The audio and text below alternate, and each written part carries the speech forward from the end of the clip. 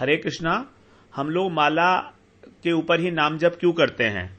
तो यहां पर जो माला है हमारे पास, तुलसी की माला जिसके ऊपर हम लोग हरिनाम करते हैं, उसमें बताया है कि जो सुमेरु है वो राधा कृष्ण का प्रतीक है, और जो उसमें अंदर 108 मनके हैं वो भी क्रमशः उसमें से 8 मनके जो हैं वो तो जो बिल्कुल सुमेरु के साथ लगे हुए हैं 8 मनके, वो वाले जो मनके हैं वो हैं अष्ट सखियों के, और फिर उसके बाद बचते हैं 100 मनके।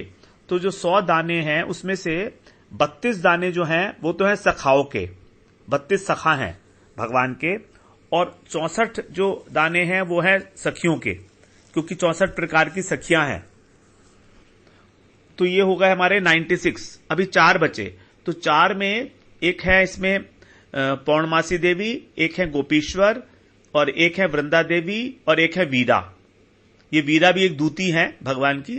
तो इस प्रकार से ये टोटल 108 हो गए। तो जब हम लोग 108 माला बीड्स के ऊपर एक माला राउंड पूरा करते हैं 108 का, तो इसका मतलब ये है कि हम उनका अनुगत्य कर रहे हैं।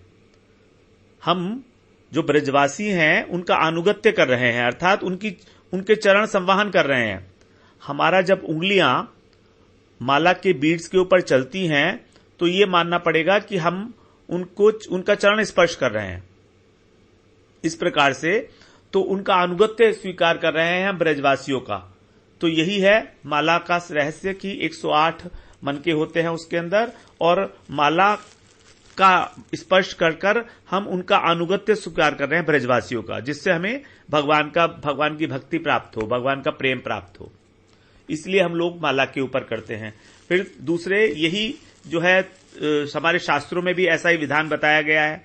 अब शास्त्रों में हमारी तो ऐसी बात है जो हमने आपको बता दी। अब शास्त्रों में अनेक अनेक कारण भी दिए गए हैं इसके, तो वो सारे कारण तो शास्त्रों में जाके पढ़ने से पता लगेंगे, लेकिन जो हमारे लिए सबसे इंपॉर्टेंट बात है वो यही है जिसकी हमने अभी चर्चा की।